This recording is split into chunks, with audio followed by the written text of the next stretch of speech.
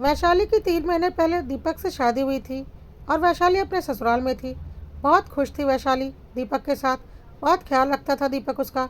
वैशाली के सास ससुर भी वैशाली का बहुत ख्याल रखते थे और देवर भी वैशाली की बहुत इज्जत करता था और उसका मन लगा रहे इसलिए उसके साथ हंसी मजाक भी करता रहता था।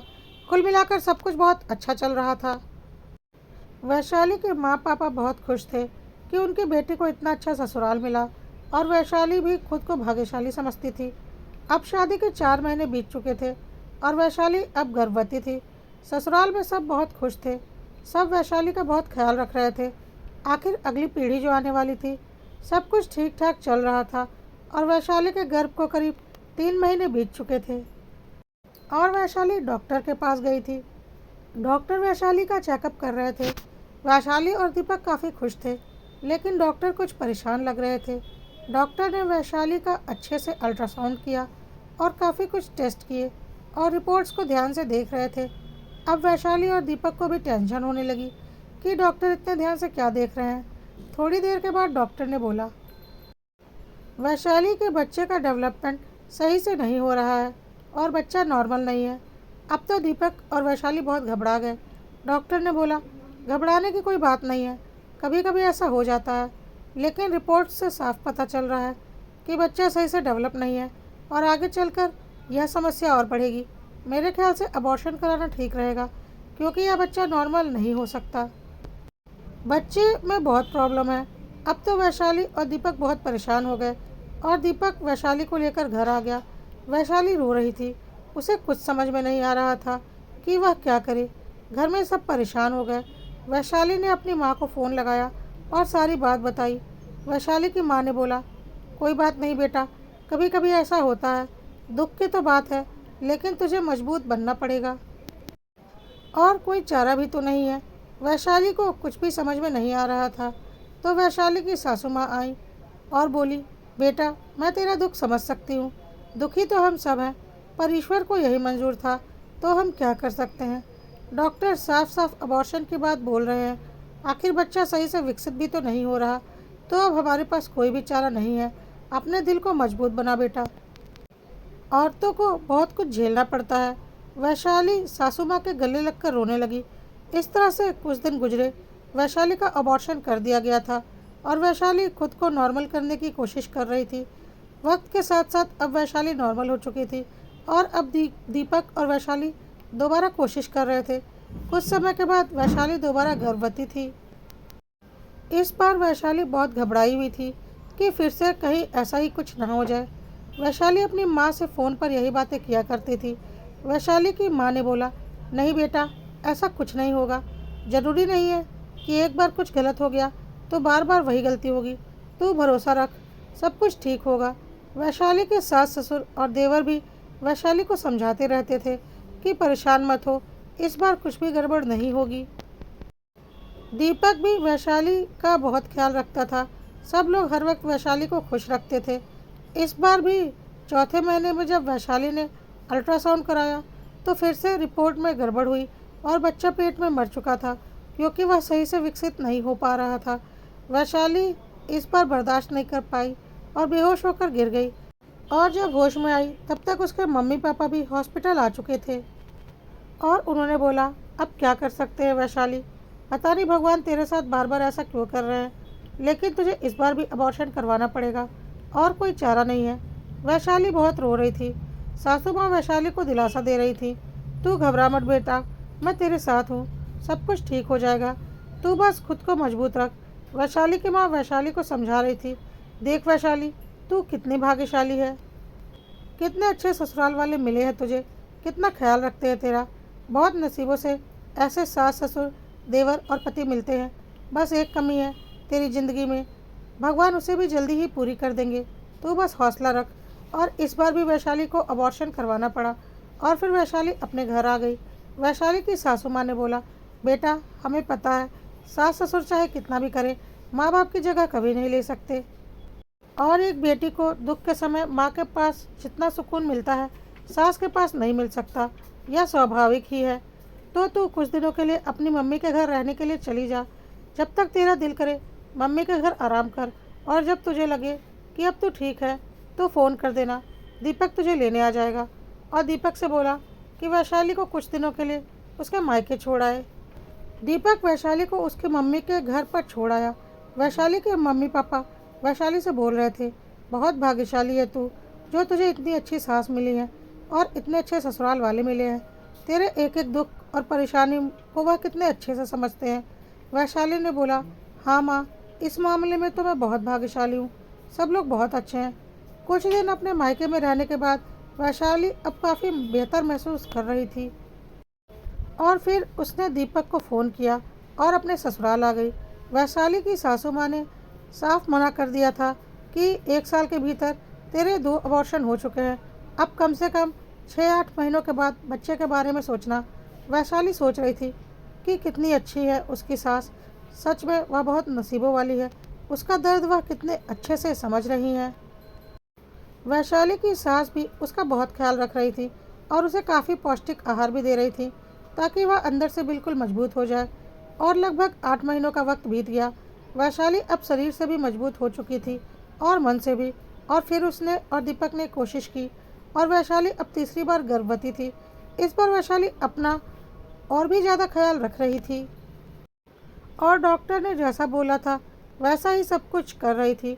वैशाली की सासू माँ ने भी बोला था कि तू अपने मन में हमेशा सोचना कि मेरे बच्चे को कुछ नहीं होगा, मैं बहुत ही स्वस्थ बच्चे को जन्म दूंगी, देखना कुछ भी गलत नहीं होगा।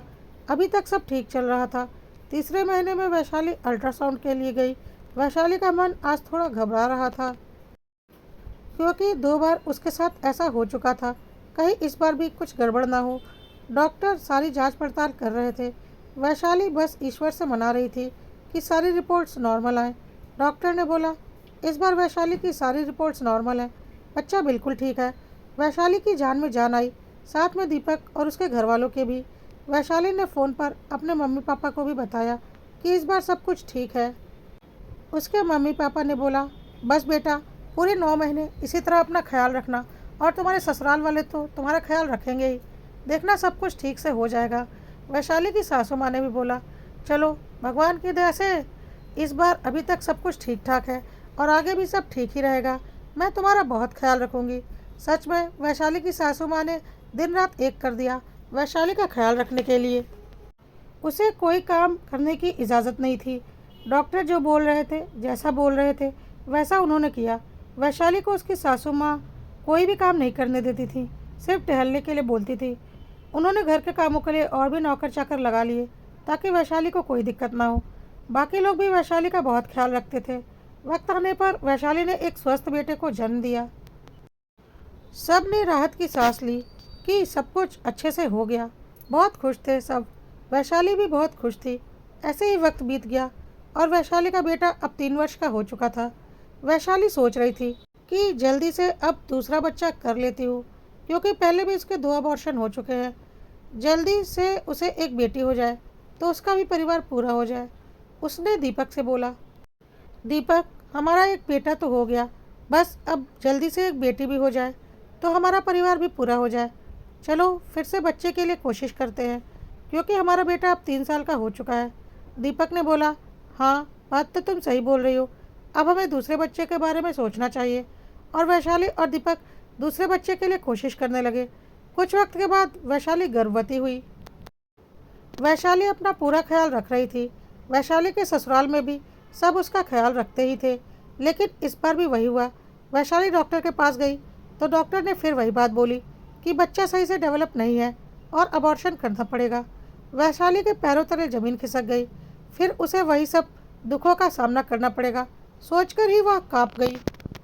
दीपक और वैशाली के ससुराल वाले सब परेशान हो गए कि यह क्या हो रहा है। वैशाली के मम्मी पापा भी हॉस्पिटल आ चुके थे।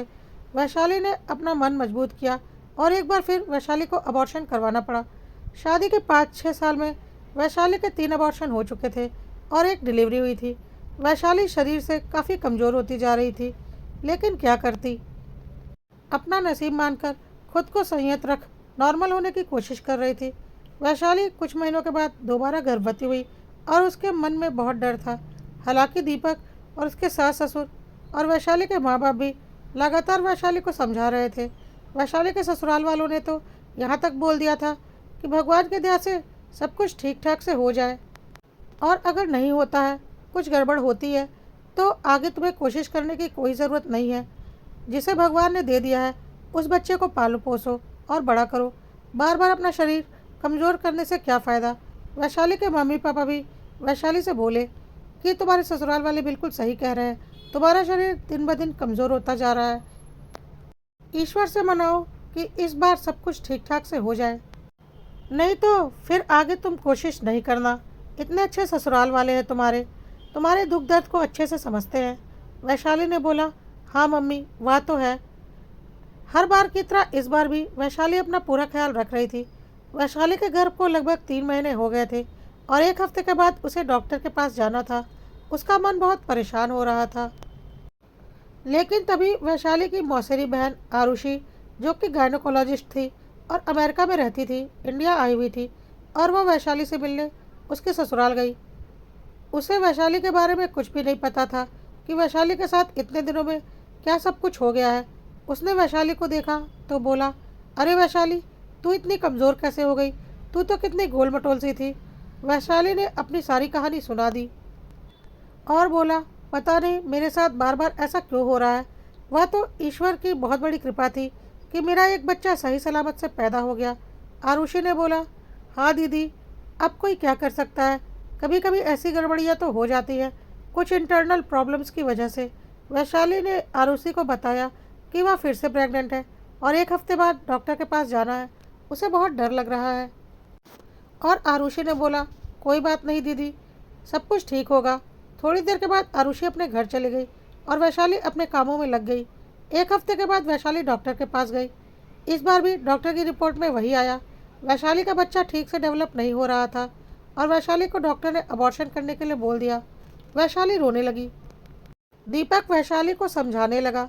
वैशाली के सास ससुर ने बोला, बेटा अब तू रो मत, जो नसीब में लिखा होता है वह तो होता ही है। बस अब तुझे और कोशिश करने की ज़रूरत नहीं, हमारे लिए तू ज़्यादा ज़रूरी है। अब तू बस अपना बच्चा संभाल और अपने शरीर को मजबूत कर और यह मान ले कि तेरे नसीब में एक ही बेटा था। वैशाली बहुत परेशान हो गई थी। डॉक्टर ने अगले दिन आकर अबॉर्शन करवाने के लिए कहा था। वैशाली घर जाकर उदास बैठी थी, उसका मन बेचैन हो रहा था। उसने परेशान होकर अपनी बहन आरुषि को फ़ोन लगा दिया और उससे बोला, देख बहन, इस बार भी मेरे साथ ऐसा ही हुआ, पता नहीं मेरे नसीब में क्या लिखा हुआ है। आरुषि एक गायनी थी। उसने वैशाली से बोला, बहन एक काम कर, तू अपनी रिपोर्ट्स मुझे सेंड कर, जरा मैं भी तो देखूं बार बार कैसे तेरे बच्चों में प्रॉब्लम आती है। तेरी जो भी जांच हुई है और अल्ट्रासाउंड हुए हैं वह सारे रिपोर्ट्स मुझे सेंड कर। वैशाली ने सारी रिपोर्ट्स अपनी बहन आरुषि को सेंड कर दी।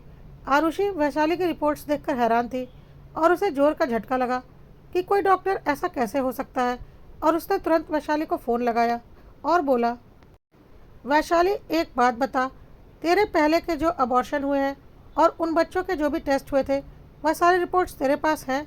वैशाली ने बोला, हाँ होंगे, अलमारी में रखे होंगे, मैंने कभी कोई रिपोर्ट्स फेंके नहीं। आरुषि ने बोला, मुझे वह सारी रिपोर्ट्स ज़रा सेंड करना। वैशाली ने बोला, क्यों आरुषि? आरुषि ने बोला, बस मुझे देखना है, तू रिपोर्ट सेंड कर। वैशाली ने बोला, आरुषि मुझे तो अभी अबॉर्शन के लिए जाना है, डॉक्टर ने जल्दी से जल्दी अबॉर्शन करने के लिए बोला है। अब जब मैं घर आऊँगी तो कुछ समय के बाद ही तुझे रिपोर्ट सेंड कर पाऊँगी, अभी तो मुझे हॉस्पिटल के लिए निकलना है। आरुषि ने बोला, बिल्कुल नहीं, पहले मुझे रिपोर्ट सेंड करो, और अभी तुम किसी अबॉर्शन के लिए नहीं जाओगी। अगर मुझ पर थोड़ा भी भरोसा है तो तुम मुझे सारी रिपोर्ट सेंड करो, और जब तक मैं ना कहूँ तुम किसी अबॉर्शन के लिए नहीं जाओगी। वैशाली ने बोला, यह तुम क्या कह रही हो? आरुषि ने बोला, मुझ पर भरोसा रखो, मैं तुम्हारे साथ कुछ गलत नहीं करूँगी और ना ही कुछ गलत होने दूँगी, बस तुम मुझे रिपोर्ट सेंड करो और आराम करो।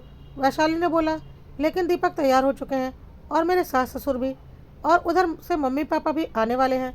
आरुषि ने बोला, तुम कुछ भी बहाना बना दो, लेकिन तुम नहीं जाओगी अबॉर्शन के लिए जब तक मैं तुम्हें फ़ोन ना करूं। वैशाली मुझ पर भरोसा रखो, बस तुम अपनी रिपोर्ट सेंड करो, मैं भी डॉक्टर हूं, या तो तुम जानती हो ना। वैशाली ने बोला, ठीक है। वैशाली ने अपने ससुराल वालों से जी घबराने की बात कहकर अबॉर्शन को अगले दिन के लिए टाल दिया और कमरे में आराम करने लगी। करीब 2 घंटे के बाद आरुषि का वैशाली को फ़ोन आया और उसने बोला, वैशाली एक बहुत ज़रूरी बात है और वह मैं सबके सामने बताना चाहती हूँ। लेकिन तुम अपने सारे रिपोर्ट्स और आज की रिपोर्ट लेकर मौसी जी के घर पहुँचो। मैं भी वहीं आ रही हूँ। और हाँ, किसी को कुछ बताने की ज़रूरत नहीं। किसी बहाने से सबको लेकर मौसी जी के घर पहुँचो। वैशाली ने बोला, ऐसा क्या हो गया है? आरुषि ने बोला, तुम पहले आओ।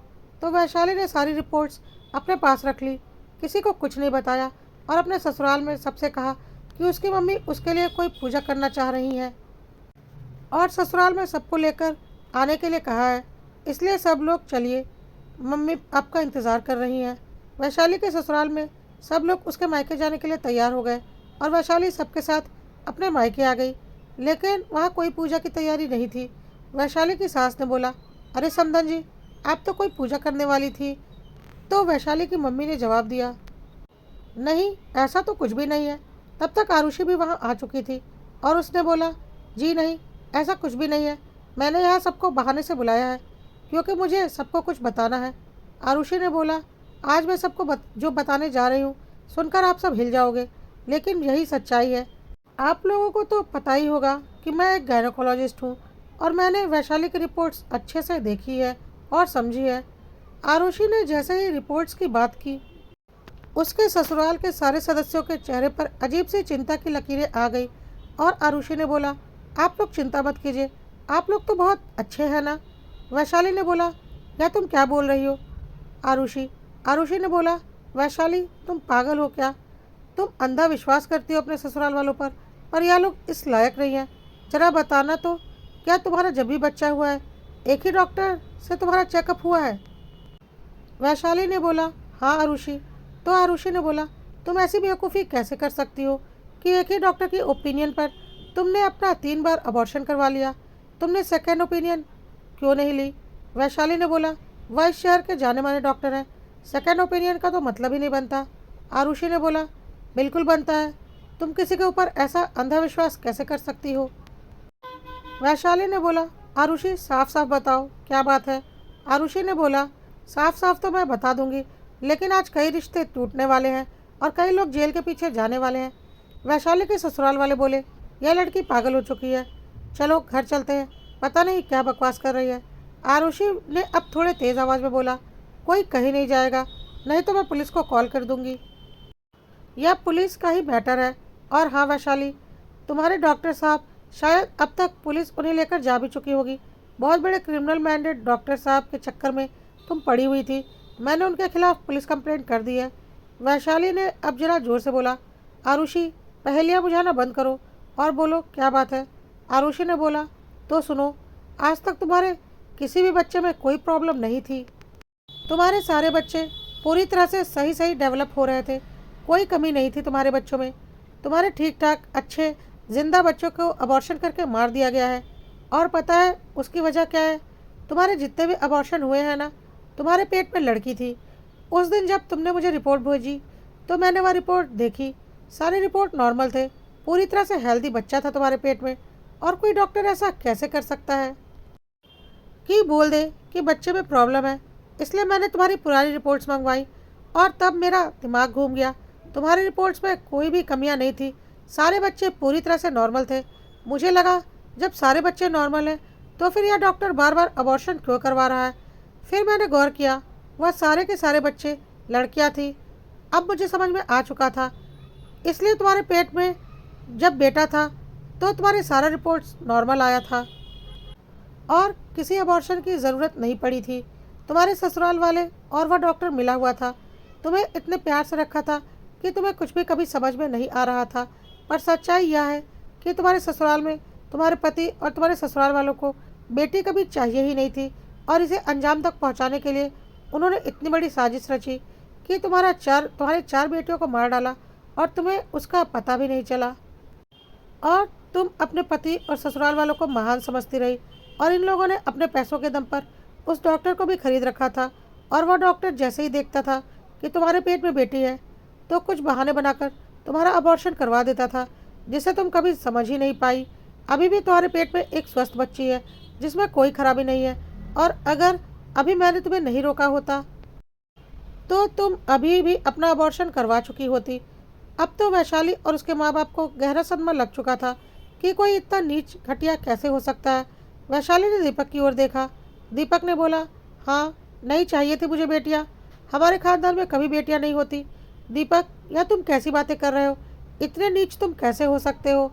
इस पर वैशाली की सासू माँ ने बोला, वैशाली, मैं तुम्हें अपने खानदान की परंपरा तोड़ने नहीं दे सकती थी, लेकिन मुझे पता था तुम आज के ज़माने की लड़की हो और तुम इसका विरोध करोगी, इसलिए हमने तुम्हें कभी इसकी भनक नहीं लगने दी।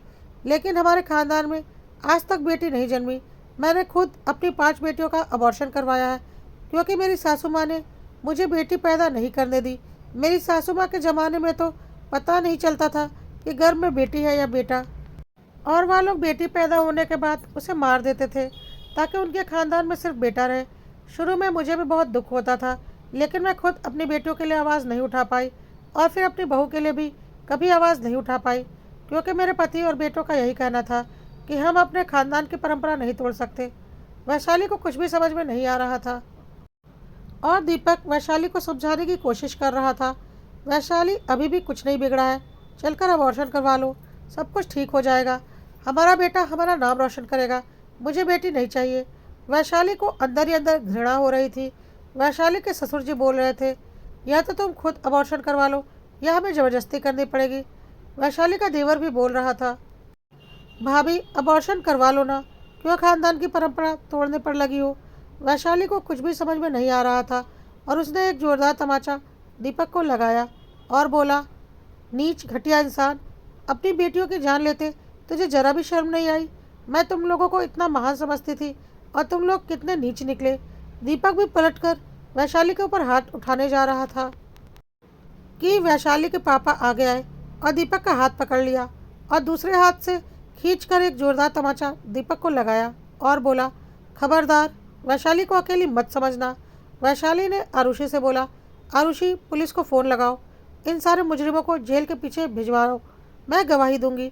लेकिन तब तक पुलिस घर आ चुकी थी, क्योंकि डॉक्टर साहब ने आरुषि के ससुराल वालों की सारी पोल पट्टी पुलिस के सामने खोल दी थी और वैशाली के ससुराल वाले अपनी असली जगह पर पहुंच चुके थे। लेकिन वैशाली चुपचाप जड़ होकर वहीं बैठी हुई थी। उसे समझ में नहीं आ रहा था कि वह अपने बच्ची की जान बच जाने पर हंसे या अपने ससुराल वालों की असलियत सामने आने पर रोए।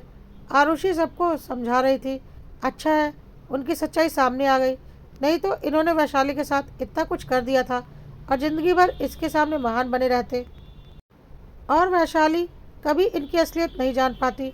अब वैशाली को खुद को मजबूत बनाना पड़ेगा ताकि अपने दोनों बच्चों को अच्छी परवरिश दे सके, और आप सबको जीवन भर वैशाली का साथ देना पड़ेगा। मम्मी पापा बोल रहे थे, वैशाली तू चिंता मत कर, हम हर कदम पर तेरे साथ हैं। वैशाली अपनी बहन के गले लगकर रो रही थी और उसका शुक्रिया अदा कर रही थी अपनी बच्ची की जान बचाने के लिए।